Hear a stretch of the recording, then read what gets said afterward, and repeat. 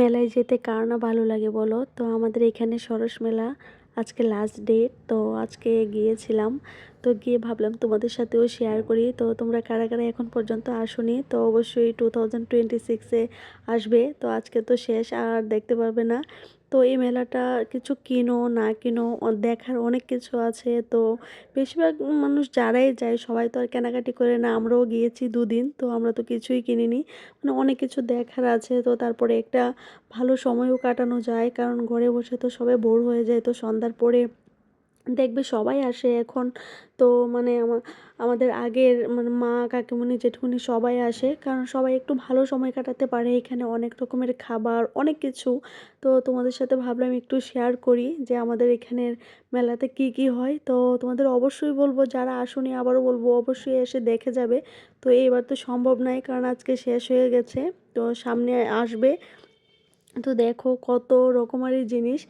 আর আমরা তো মেলাতে গেলে এটা কিনবো ওইটা কিনবো। আর আমার প্রথম দিন মেলাতে গিয়ে চুড়ি পছন্দ হয়েছিল, কিন্তু নিয়ে আসিনি, ভেবেছি লাস্টের দিন নেব। তো গিয়ে দেখি যে একটাও চুড়ি নেই। তো দিদিরা বলেছিল যে নিয়ে যাও, লাস্টে থাকবে না। তো আমি আনিনি। কিন্তু আজকে খুবই খারাপ লেগেছে যে একটাও চুড়ি পাইনি, সবগুলি শেষ হয়ে গেছে। তো তোমরা যদি কিছু পছন্দ হয় অবশ্যই সঙ্গে সঙ্গে নিয়ে নেবে। আমার মতো যদি ওয়েট করো তাহলে আর পাবে না।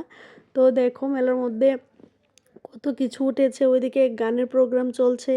তো সত্যি মেলাটা অনেক ভালো লাগে। তো আগেও যেতাম, বিয়ের আগেও যেতাম, এখনও যাই। তো কিছুদিন পরে আবার আসবে মেলা, তো ওই মেলাতেও আসতে পারো। তো ওই মেলাটা তো আরও অনেক বেশি সুন্দর হয়, কারণ এখন তো মানে এই মেলাতে তো টুকিটাকি কিছু উঠে কেনার, আর ওই মেলা তো অনেক কিছু উঠে। তো তোমরা যারা যারা এসেছো তো তারা তো জানোই, নতুন করে বলার কিছু নেই।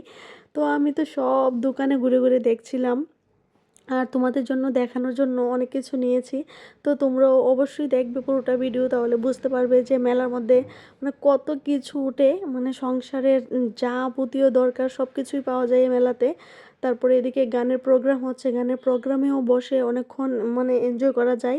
তারপরে সন্ধ্যার মানে পুরো ভাইবস আছে, যে চা খেতে খেতে একটু গান এনজয় করলাম, তারপরে একটু এদিকে ঘোরাঘুরি করলাম, তারপরে নিচে পার্কের মতো করে রেখেছে। তো ওই পার্কে গিয়ে বসে যায়, ওইখানেও আবার আরেকটা গানের প্রোগ্রাম চলছিল। তো চারদিকে সবটা মিলিয়ে মানে অসাধারণ অসাধারণ। তো যারা এসেছো তারা তো জানোই, হাঁপানিয়া মানে ইন্টারন্যাশনাল ফেয়ার গ্রাউন্ড সম্বন্ধে আর কিছু বলার নেই। তোমরা যারা দেখেছো আর যারা দেখোনি তোমরা অবশ্যই আসবে, আর আমার ভিডিওটা পুরোটা দেখবে, তাহলেই বুঝতে পারবে যে মেলাটা কতটা ইন্টারেস্টিং। দেখো এদিকে নিচে যে পার্কের মতো করে রেখেছে ওইখানেও প্রোগ্রাম চলছে।